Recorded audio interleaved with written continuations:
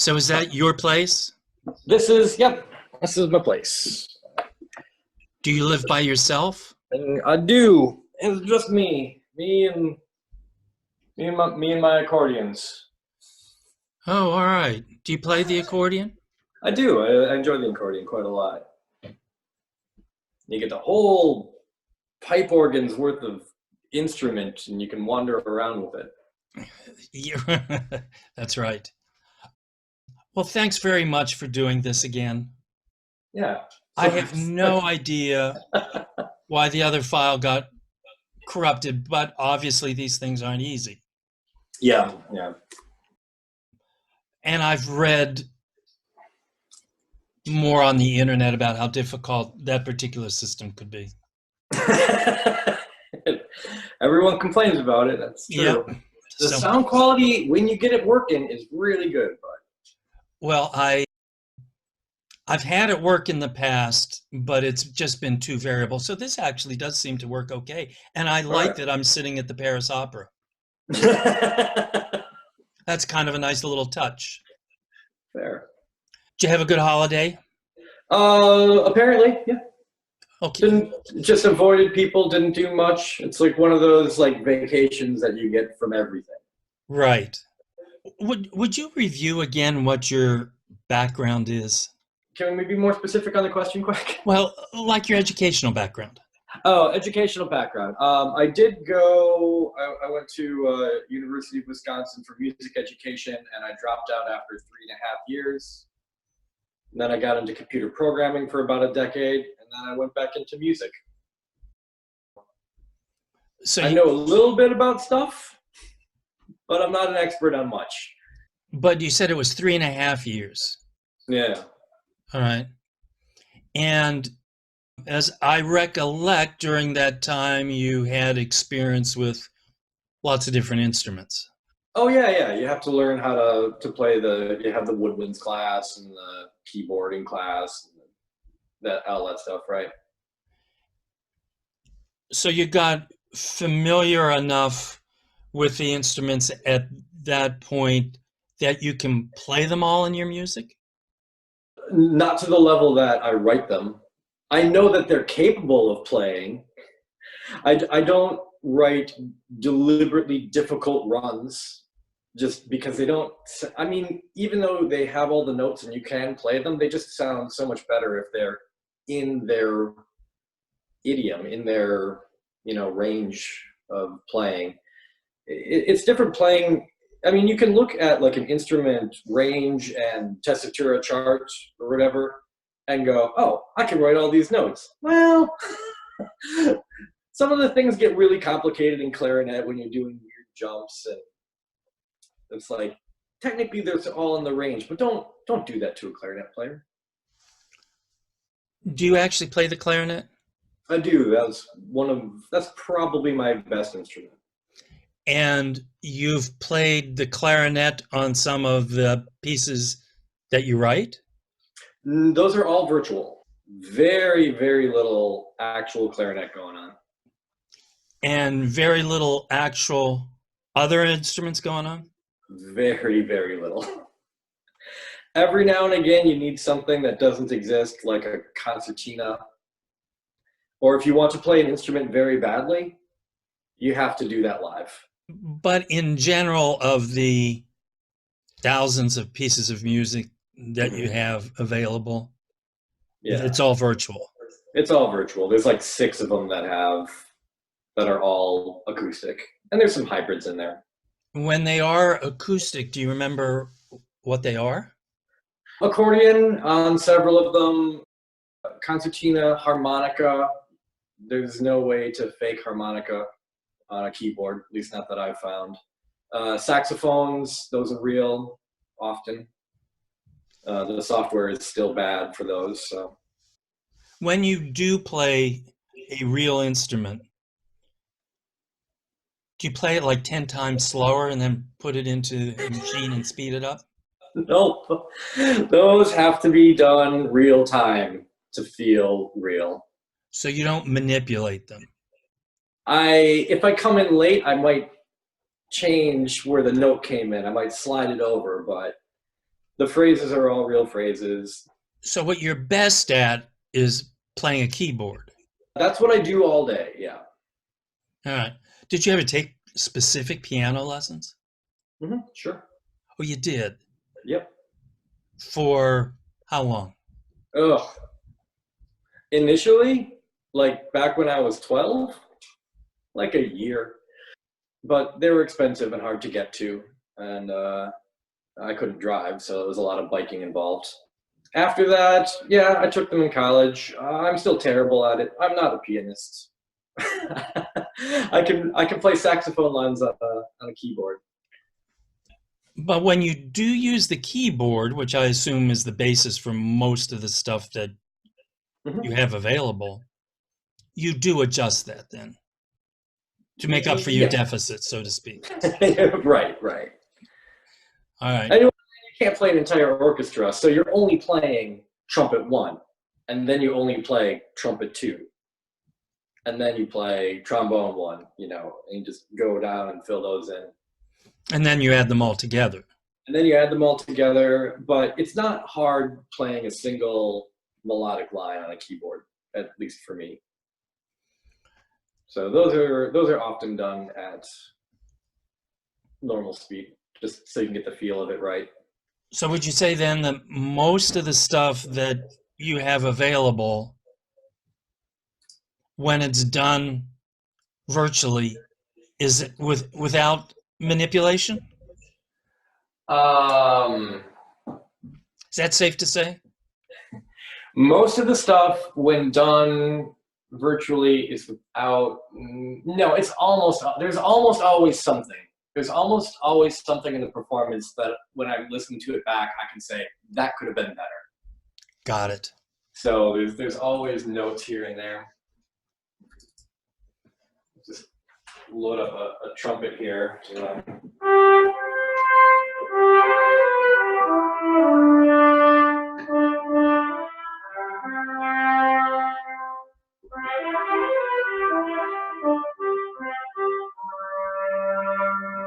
So you can get it to sound pretty decent just playing right out of the box.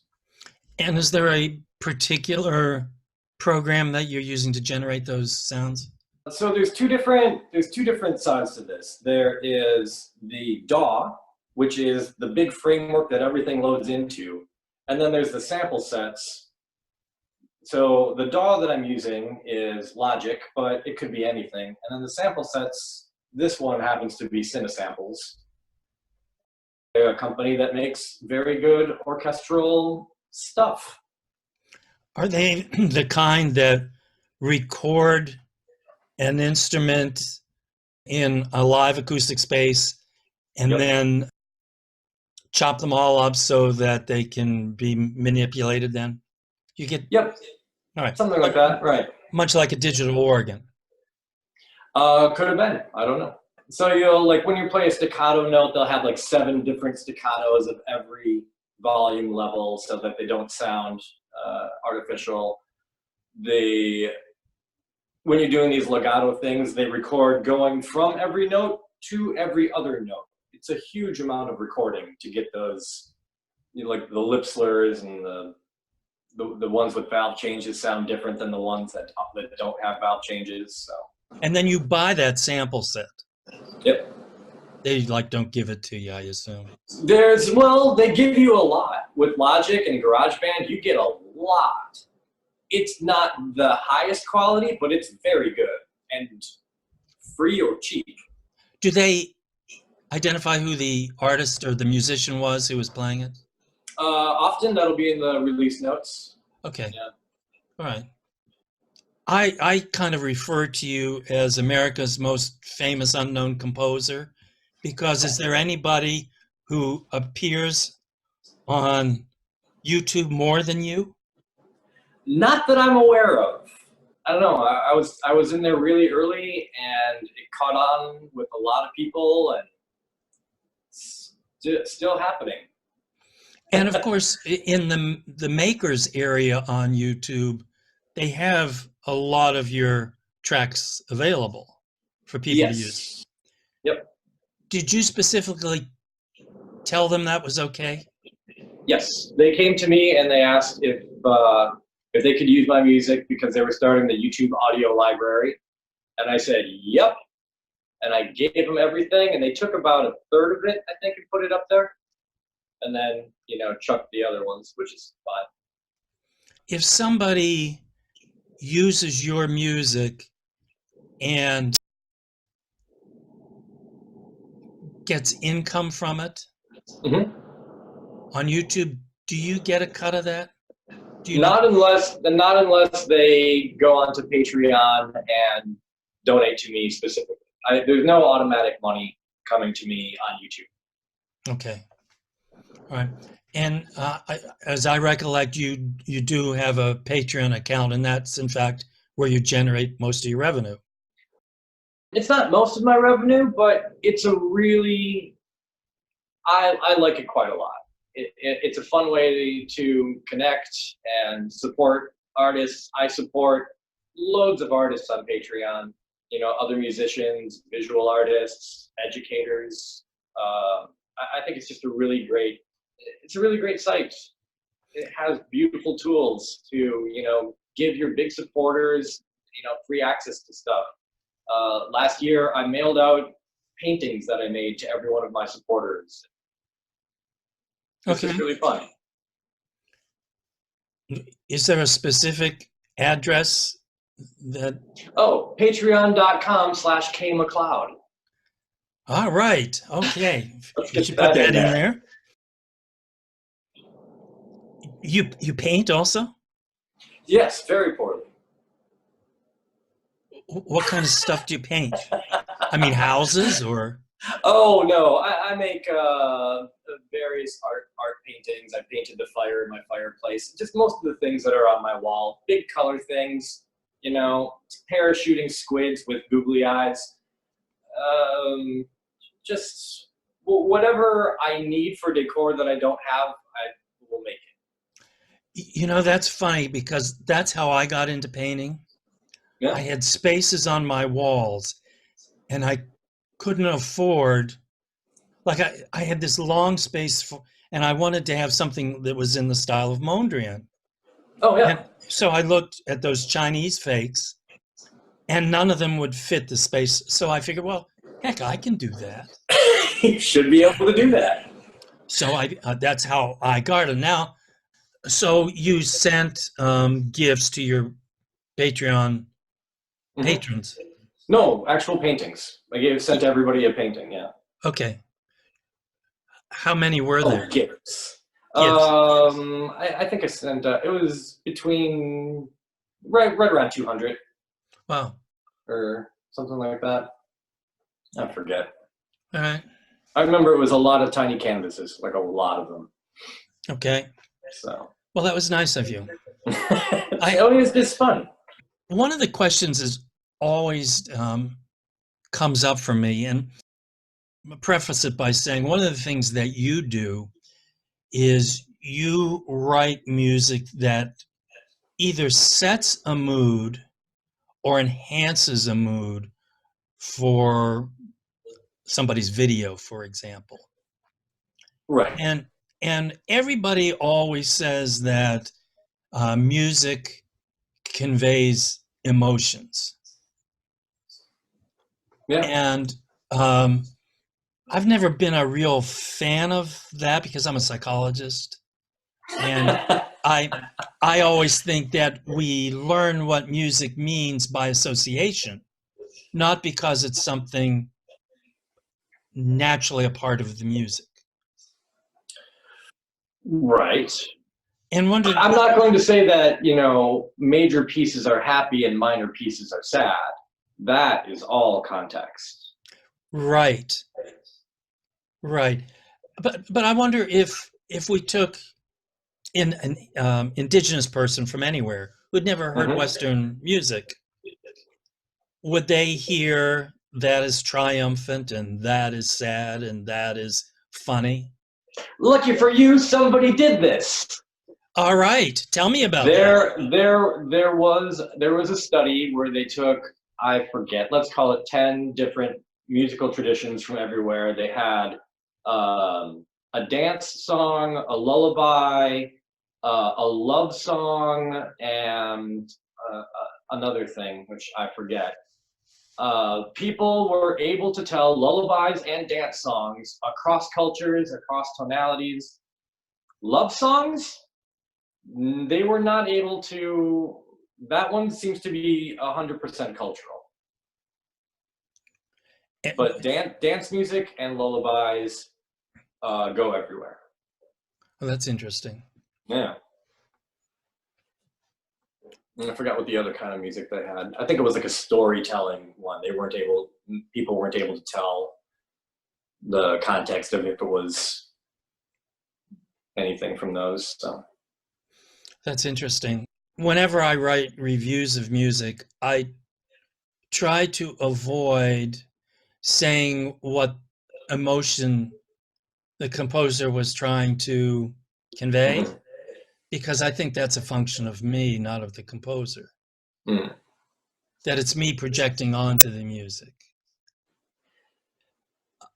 Yeah, but I mean, if you take the same piece of music and slow it down, it's going to feel different. My other website, freepd.com, all of the pieces are titled in emoji because Oh, emoji is it's way easier to look at the emoji and go, oh, that's a happy song with a wizard in it. I know kind of what that is, but that's because, I mean, culturally we know what wizard happy songs mean, I guess. what website was that? Oh, freepd, as in free public domain.com. What's the difference between free PD and Incompetech? Licensing. Free PD is literally as free as we can make it. You can take these, you can sell them, and Incompetech is license or ad attribution. But honestly, I think I'm going to go to all free PD coming up now. It's just easier. I still People still buy the downloads off of free PD, so, and then you don't have to deal with individual licenses for individual things anymore. It's just everything's free. I'm just going to produce as much as I can. I'm going to give it away to everybody, and then I trust that people will give me money at some points. Free PD also has other composers on it, It does have other composers, yeah. and Incompetech is just you. Incompetech is only me, correct. Right. Okay. And you expect the revenue to flow like from Patreon? Yeah, Patreon and, people who buy the big downloads.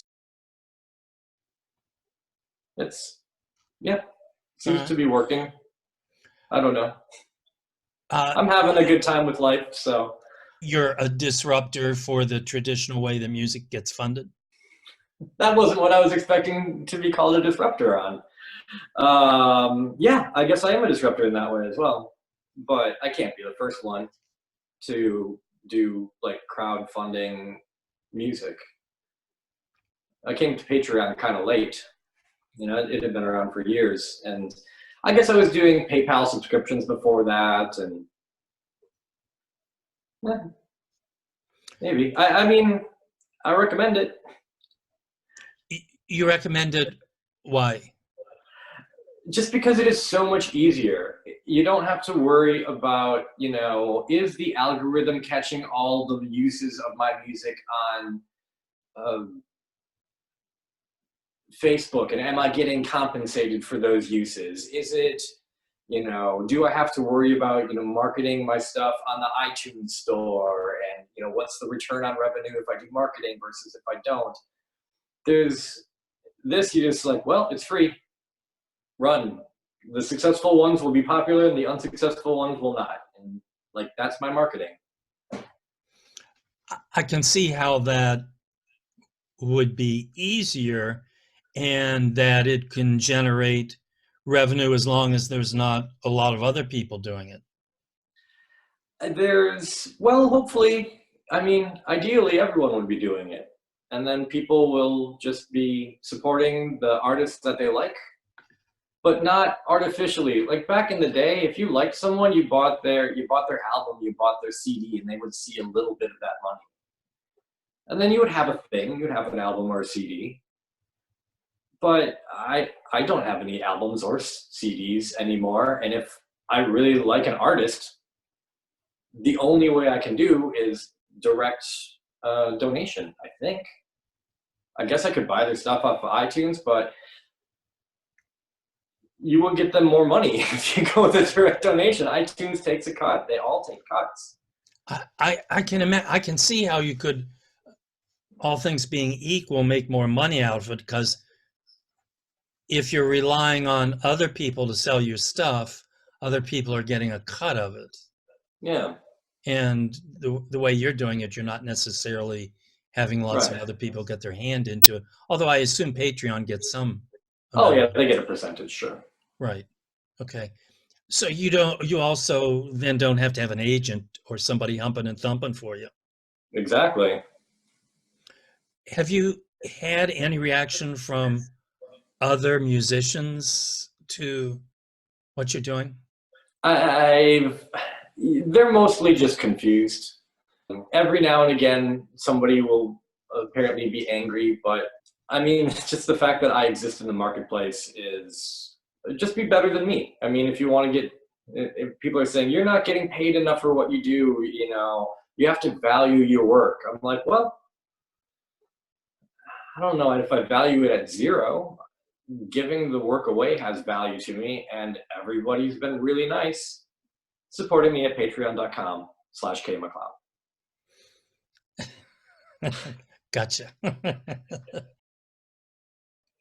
You mostly, of course, do less than 6-minute kind of pieces. Most of them. I do But have 5 1-hour pieces coming out in the next month or so. tell me about those. Relaxation music. Music that doesn't really go anywhere, doesn't really do much, it sounds nice, and that you sort of put on in the background. People want that. I get requests for it all the time. My relaxation music, it's used in so many, like, people use it in their things, but they also put it into giant playlists and just listen to this stuff for hours at a time. We're a stressed out culture, and I think that might be helping it to I get get you. some.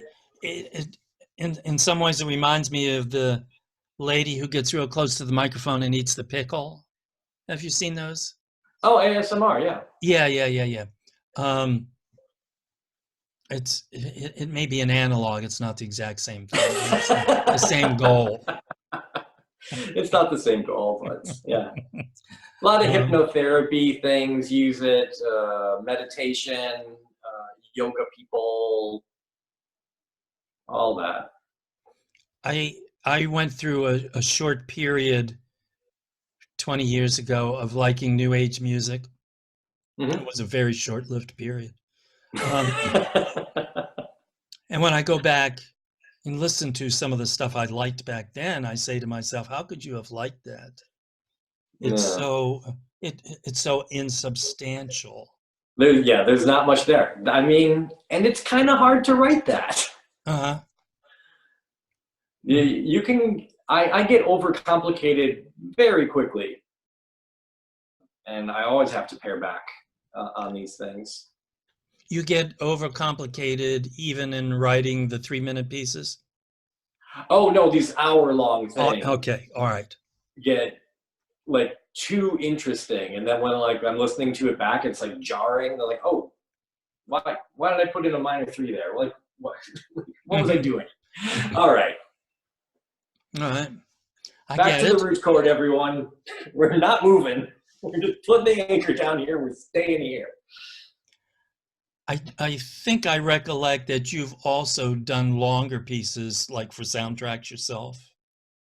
Is that right? I've done entire films, but I wouldn't call those longer pieces. That's just a collection of 8-second to 2-minute pieces. That are used repetitively throughout? No. There's just like you'll get a movie in, and maybe you'll do like 50 some sound cues during it, but they're all small. I see. Do you have movie soundtracks that you particularly like? Oh, that I listen to? Yeah. Wow, I don't really listen to many soundtracks. I mean, I enjoy the work of like all the big guys working today. Um,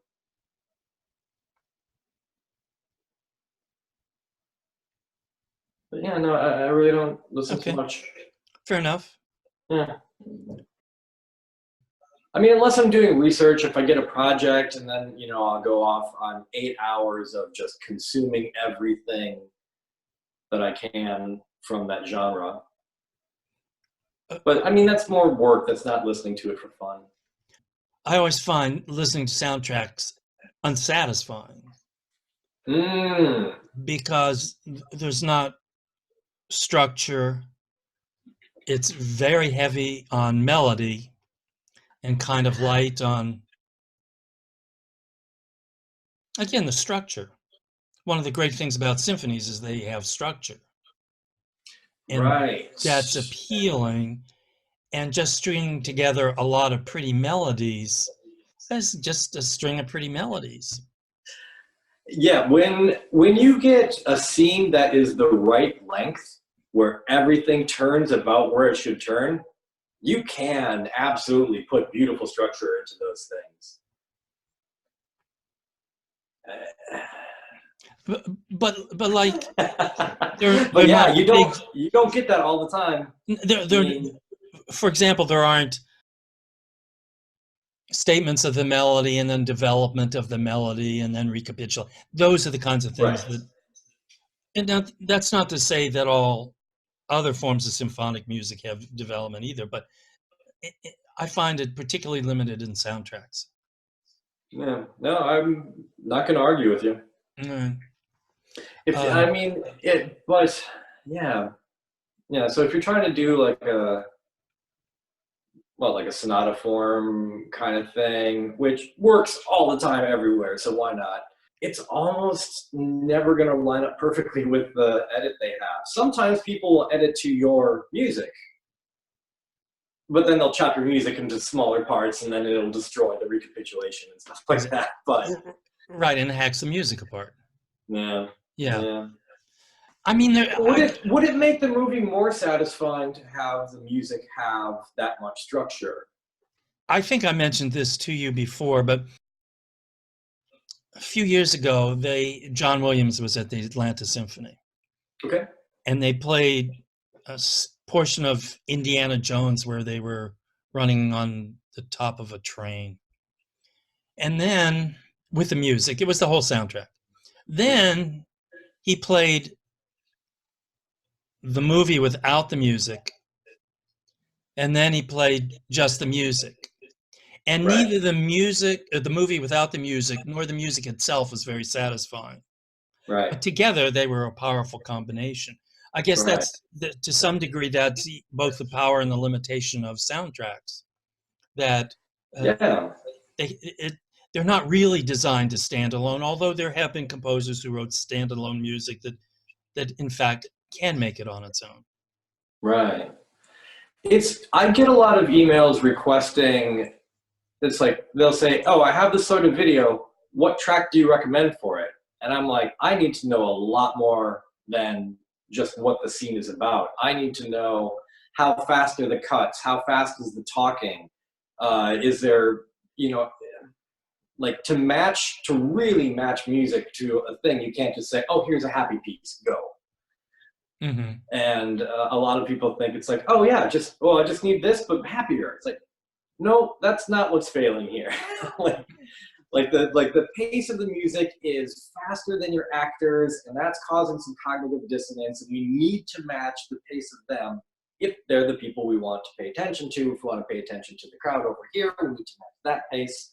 And so you can use the music to draw attention around in a scene. So it really is like a combined art. It's not there is music and then Right. there's video. Yeah. I've used your music a lot, but normally I use it as intro music and exit music. People call it outro. I don't get that whole thing, but the exit music. And then, or as background for a slideshow. Sure. But I've never tried to edit, like after you just said sure, I've never gone in to look for music that would, when you said sure, add something to your your exclamation. You know what I'm saying? I've never tried to use it to enhance a Yeah. dramatic piece. And it's actually an interesting point that, and I'm sure there are people who do try to do that. More power to them if they can. I do that all the time. What do you mean? But generally, when you do that, aren't you? You have a video in front of you. I mean, Yes, I have a yes. I'm storing to the video. yeah, and that's very different than taking your pre-existing stuff and trying to weld it on to a scene. You know what I'm saying? That would be very hard. Yeah. Right, right. I think I mentioned to you there were composers like Prokofiev and Shostakovich who are able to write soundtrack music that very much can stand on its own. Oh yeah. It's so good it doesn't need the movie. I don't know why it's different other than the fact that they were very advanced and skillful composers. And the other thing that I've heard is that a lot of soundtracks disappear. The music just disappears, that it's not kept in an archive somewhere. So if somebody did want to resurrect it, it's hard to find it. That is, I don't know, maybe. Yeah, because copyrights are so bizarre when it comes to that. Because like the movie It's a Wonderful Life is in the public domain, but the soundtrack to It's a Wonderful Life is not. Oh. They bothered to copyright the soundtrack, but then they didn't renew the copyright on the original film or something like that. And there's too much culture tied up in rights, which is why I'm just trying to get rid of that. Just throw it, everything public domain, go. Use it for everything you want. Build on it. We are moving a lot faster than we did, hundreds of years ago? When did copyright start? Hundreds of years ago. Right. And so we're moving so much faster, and yet copyrights stay there so much longer, and it makes it very hard to build a culture. Yeah, I've had a lot of exceptions taken to some of my videos on YouTube because even though I've given credit to the original source, they don't like it.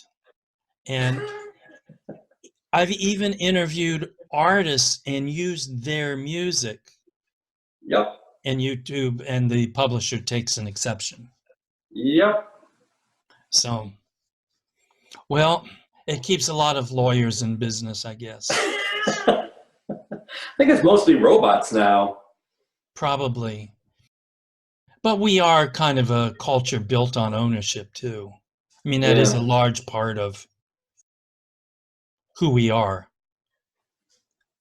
Not to get too political about it, but anyway. Anyway. Not sure anyone's going to call ownership political. Oh, actually, maybe. Well, if you remember, it was only landholders who were allowed to vote initially. Yeah. So ownership was very important. Yeah. See, you are disrupting that whole notion. Yeah. You would let absolutely anybody vote. How modern of you. That's good. Wait a minute. I gotta figure out how to use this in my marketing, because that sounds very appealing. Yeah, absolutely, isn't it? Yeah. Now, do you generally listen to music? Do I generally listen to music? Setting aside soundtracks, but I listen to people talking. I don't listen to music. Like recreationally, it's all podcasts. All right. It's all interviews and comedy and news, and it's because I don't know, when you're doing music, there's such a thing as too much music. And when I'm excited about something, sure, I will go and listen. But on any given day of the month, probably not listening to music. You don't even have any pop cultural favorites like Britney Spears or Oh, even that's the ever dated present now. Uptown Funk or Maroon 5 or Gorillaz. Yeah, I'm aware. I'm aware of all of it. I'm not a Tool. Actually, Tool is ridiculously good. But you don't sit down and say, "Gee, I'm going to spend my afternoon listening to Right. Tool." No, no. I get It that. happens. It happens when I'm out and about or playing, Just Dance 2020, whatever. Hmm. Yeah. All right. And is there a particular topic area you like to listen to when in podcasts? Kind of. Uh, Technology and the future, All right. and mathematics and things of that sort. But a lot of technology. Do you ever listen to Radio Lab? I did listen to Radio Lab, yeah. Well, they had an interesting discussion this past week. Actually, it was a replay of a show 2 years ago Okay. that about a phenomenon or a technology that we've come to know as the deep fake. Okay, sure. But 2 years ago was just emerging, and now, of course, has emerged. Right. And all of the kinds of challenges that technology is going to create for us as human beings, because we won't know where truth is anymore. As if we ever did really know truth, but it's just going to make it all the worse. It is going. It's going to make. Yeah, I recommend you should not listen to any news from anywhere. I think that's probably right. They Um, they did talk. I think it was with Adobe about the way that a human being in 20 minutes says almost all of the different phonetic sounds that are in the English language. yep. And much like the synthesis that people do with music, you can do that now with the human voice And and it's the sounds gotten we way make. better. Yeah, so that in fact you can make people say anything Yes. through a keyboard again, essentially. Yeah. I have a podcast editing software. You record people talking, it figures out who was talking, puts in all the text, and you can change words. You can change an 8 to a 7. Type it in, and it'll put that in there. But now you only need 6 seconds of a voice to generate a fake of that voice. Mm-hmm. It's not 20 minutes anymore like it was 2 years ago. Yeah, scary stuff to me. I'm not really scared by it because I'm never sure. I don't think I believed anything to begin with. But if you, Because you could always do that with if you're a celebrity voice impersonator. They're very good at doing that. They've been around hundreds of years, I'm guessing. it's always easy to catastrophize. Yeah. But I could see how wars could start over some deep fake stuff. But that's what we elect our politicians to protect us from, and they're so good at it. Yeah, Oh, good thing we're not talking about politics. yeah. I think I've covered everything I need, and Okay. let's hope this recording comes out right. It keeps Well, I telling me didn't it make a is, backup recording, but so we'll see. All right. Hey, all good right. talking Well, to you again. absolutely. Thanks for making the rounds back over. It's Always fun talking with you. Great. Let's do it again sometime. All right.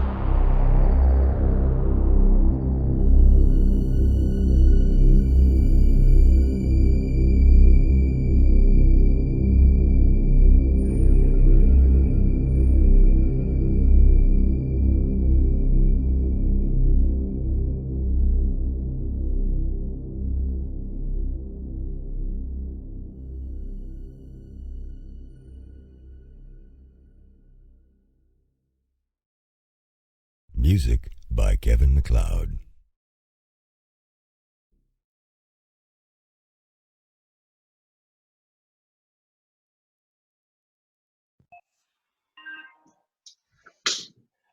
Not according to my phone. You are also sideways. I wonder why that's happening. Buttons here, and this one. Oh, what's the other camera angle? Am I correct now? No? Let's see. Oop.